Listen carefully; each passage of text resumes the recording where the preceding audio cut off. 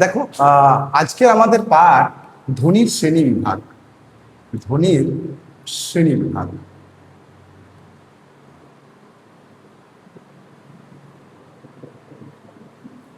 এবারে তোমরা বলো তো, এই ধ্বনি বলতে তোমরা কি বুঝো? দেখো, হাঁচি কাশি থেকে ঠং, ঠং ঠাং খুটখাট প্রতিনিয়তই আমাদের এই পৃথিবীতে আওয়াজ হয়েই চলেছে। এগুলো কি ধ্বনি? এগুলো হচ্ছে ধ্বনি নয়। ধ্বনি আমরা তাকেই বলবো। কাকে ধ্বনি বলবো? সোমা বলো, কাকে ধ্বনি বলবো? ঠিক বলেছো, মানুষের বাকযন্ত্রের সাহায্যে উচ্চারিত আওয়াজকে ধ্বনি বলে। এই ধ্বনিকে দুটি ভাগে ভাগ করা যায়। দেখো, এই ধ্বনির হচ্ছে দুটো ভাগ। ধ্বনির দুটো ভাগ কি বলতো? ধ্বনির দুটো ভাগ, একটা হচ্ছে বিভাজ্য ধ্বনি, আরেকটা আরেকটা হচ্ছে অবিভাজ্য ধ্বনি। তাহলে দেখো, একটা হচ্ছে বিভাজ্য ধ্বনি,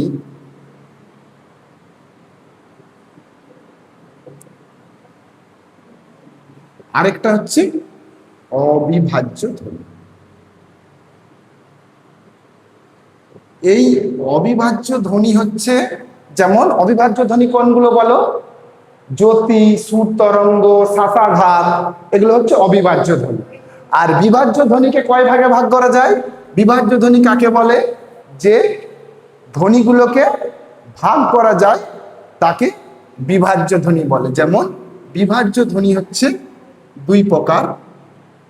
এক হচ্ছে স্বরধ্বনি, আর দুই কি বলতো? ব্যঞ্জন ধ্বনি।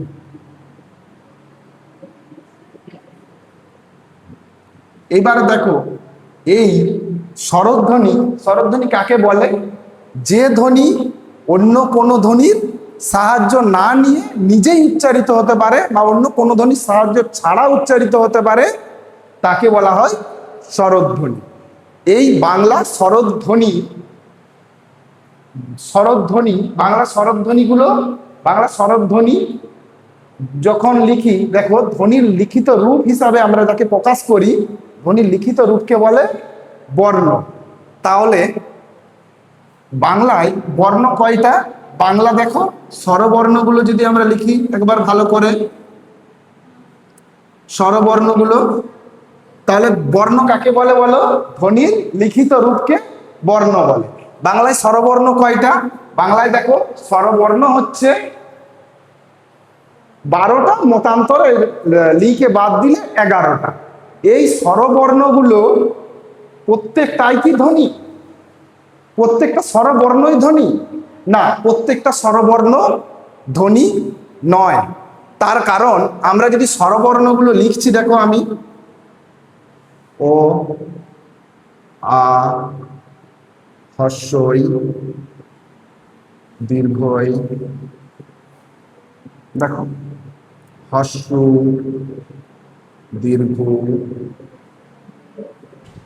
রি, লি, এ, ওই, ও, আর ও। এই মোট কটা স্বরবর্ণ? লিকে বাদ দিলে কটা? 11টা। কটা? এই 11টা স্বরবর্ণের মধ্যে ধ্বনি কয়টা বলতো? ধ্বনি হচ্ছে মৌলিক স্বরধ্বনি কয়টা? মৌলিক স্বরধ্বনি হচ্ছে 7টা। মৌলিক স্বরধ্বনি 7টা। আর যৌগিক স্বরধ্বনি কয়টা? যৌগিক স্বরধ্বনি হচ্ছে 2টা। কোন 2টা? যৌগিক স্বরধ্বনি হচ্ছে 2টা। স্বরধ্বনি 2টি। কোন দুটি বলতো? এক হচ্ছে ওই, আর আরেকটা হচ্ছে ওই, অযুক্ত হস্য। দেখো, এবারে তোমরা বলতে পারো স্যার, তাহলে মৌলিক স্বরধ্বনি 7টা, তাহলে বাকি দুটো হস্যই দীর্ঘই, দেখো মৌলিক স্বরধ্বনি কোনগুলো? মৌলিক হচ্ছে ও, আ, হস্যই, হস্য, এ, ও। আরেকটা হচ্ছে এ। কি বলতো? এ। এটা আমরা লিখি না, কিন্তু আমরা উচ্চারণ করি। ধ্বনি মানে, ধ্বনি তো লিখিত রূপ তো বর্ণ, তাহলে ধ্বনি মানে শুধুমাত্র লিখিত হবে তা তা নয়, তা উচ্চারণ হয়। যেমন তোমাকে যদি বলে মা আমাকে 1 টাকা দিয়েছে, বলি না মা আমাকে 1 টাকা দিয়েছে, এক বলি আমরা। দেখো এই জন্য আমরা এইটাকে নিচ্ছি। মোট 7টা মৌলিক স্বরধ্বনি, 2টো যৌগিক স্বরধ্বনি।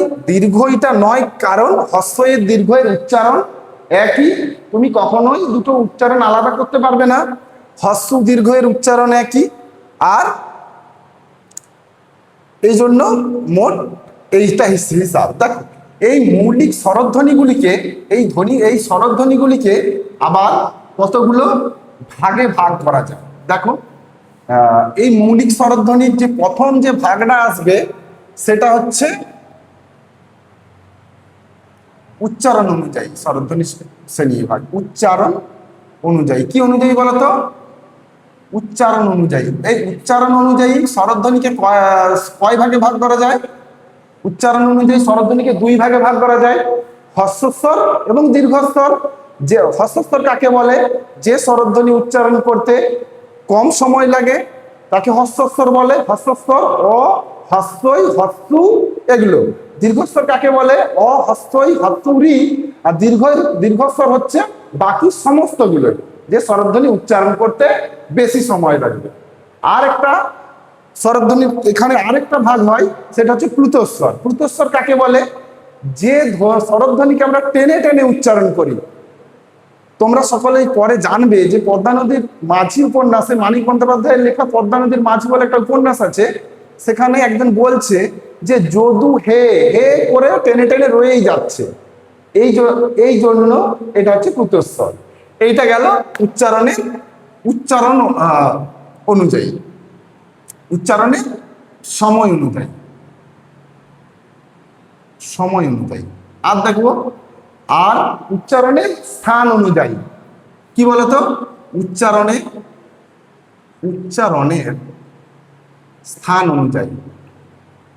দেখো প্রত্যেকটা লেখা সম্ভব হচ্ছে না, তোমরা কিন্তু প্রত্যেকেই আমি যেগুলো মুখে বলছি সেগুলো খাতায় তুলে নেবে, না হলে বোর্ডে প্রত্যেকটা জায়গা লেখা সম্ভব হচ্ছে না।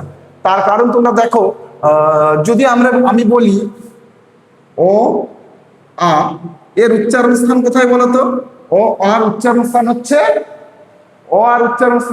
কণ্ঠ। কি? তাহলে এগুলো হচ্ছে অ বলো, অ এর উচ্চারণ স্থান কণ্ঠ। অ আ দুটোই কণ্ঠ। হ্রস্বই দীর্ঘই এই উচ্চারণ স্থান হচ্ছে তালু।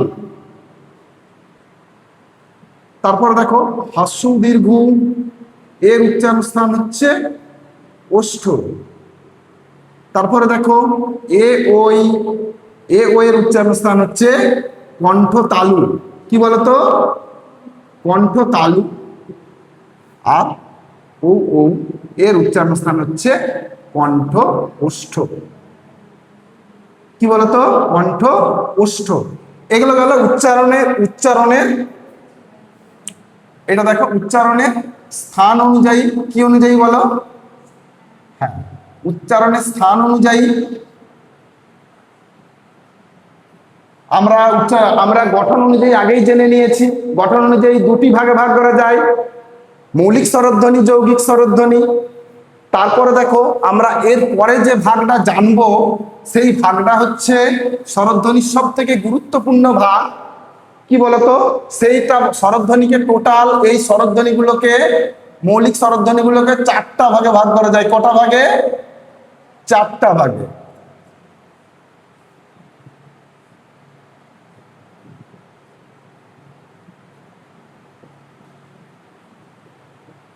চারটা ভাগে যে ভাগ করছি, এই 4টা ভাগ কিসের উপরে করছি আমরা একটা একটা করে এখানে লিখে দেব, দিয়ে আমরা কিন্তু ছকটা দেখব।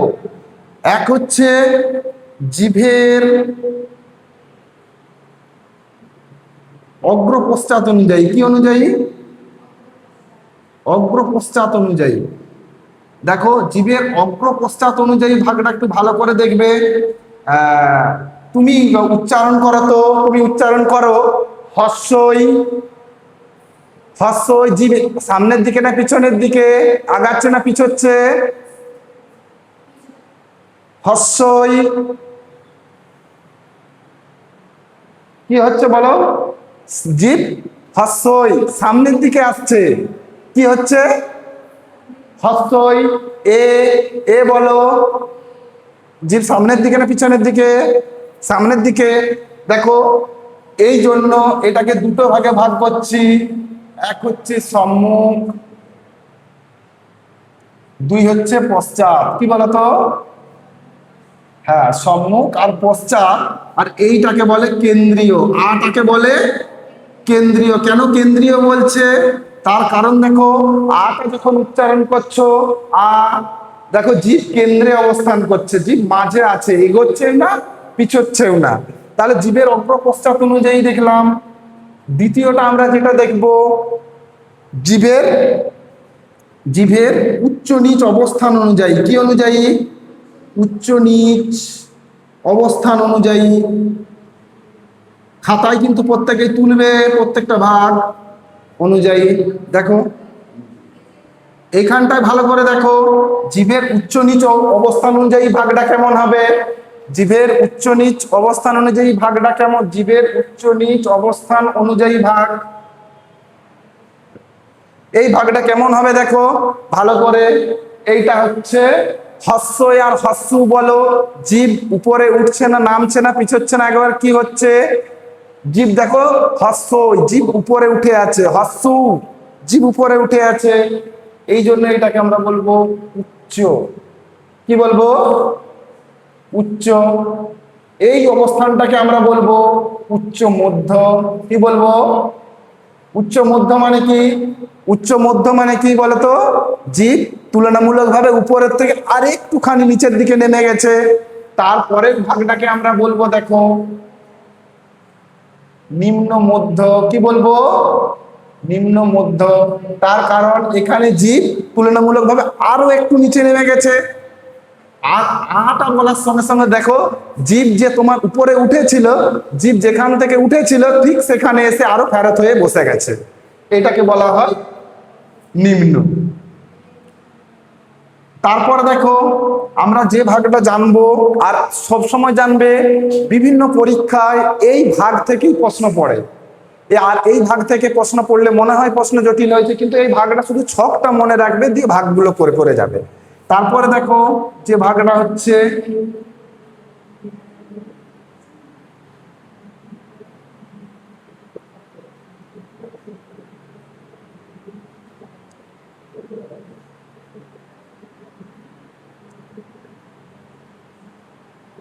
এটা, দেখো ঠোঁটের আকৃতি অনুযায়ী ভাগগুলো করব। ঠোঁটের আকৃতি অনুযায়ী কেমন ভাগ হবে বলতো? এই দিকটাকে বলবো, বাঁ দিকটাকে বলবো, বাম দিকটাকে বলবো প্রসারিত, এইটাকে বলবো প্রসারিত। আর এই দিকটাকে কি বলবো?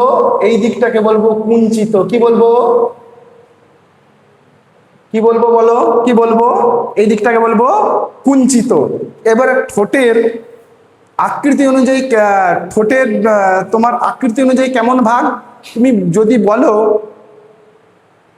হস্যই, হস্যই বলো, ঠোঁট তোমার বাড়ছে না কুঞ্চিত হচ্ছে বা ছোট হচ্ছে?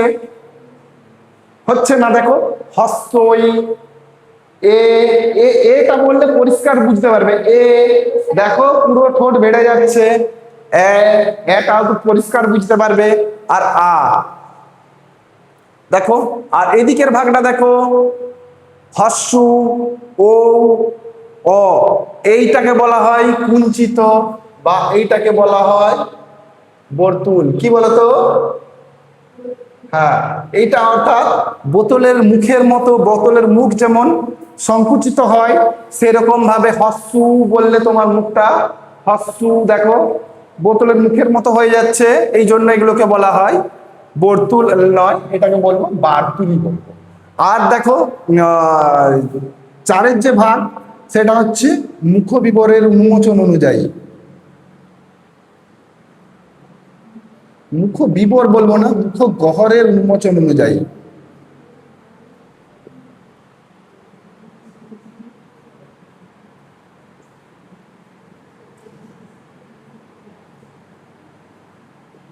দেখো এই ভাগটাকে ভালো করে দেখবে, এই ভাগটা থেকে এই ভাগটাও কিন্তু খুব ইম্পর্ট্যান্ট। দেখো তার মধ্যে দেখো এই উপরের ভাগটাকে বলবো সংবৃত্ত, কি বলবো, কি বলবো, হ্যাঁ সংবৃত্ত, সংবৃত্ত। তার কারণ এই হস্য যখন উচ্চারণ করি, দেখবে আমরা নিজেরাই দেখেছি যখন খেলাতে ধরো একটা বিভিন্ন দেশের সাধারণ খেলোয়াড়রা একটা বক্তব্য প্রদর্শন করে, সেখানে আমরা দেখেছি যে অস্ট্রেলিয়া, ইংল্যান্ড এই শীত প্রধান দেশের খেলোয়াড়দের কিন্তু যখন কথা বলে, তাদের দেখবে মুখ তুলনামূলকভাবে মুখটা কিন্তু একদম হালকা খুলে এবং কথাগুলো বলে। কিন্তু তুমি যদি আফ্রিকার দেশগুলোতে চলে যাও, তারা যখন কথা বলে দেখবে মুখ পুরো পুরো মুখ খুলে কথা বলে। তার কারণ গ্রীষ্মপ্রধান দেশের মানুষ মূলত মুখ খুলে, পুরোটা মুখ খুলে কথা বলে। সেরকম আমরা এই মুখবিবরের যে উন্মোচন, এর উপরে ভিত্তি করে যে ভাগগুলো করব, সংবৃত্ত, অর্ধ সংবৃত্ত। মানে অর্ধ সংবৃত্ত মানে কি বলতো, মুখ হালকা খুলেছে। তারপরে অর্ধ বিবৃত, অর্ধ বিবৃত, আর এইটাকে বলা হয় বিবৃত, মানে পুরোপুরি খুলেছে।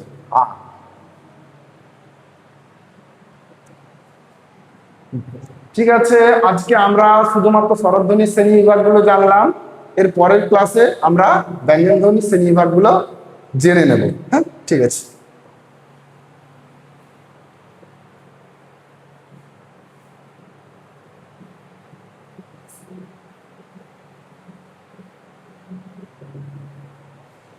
Yes.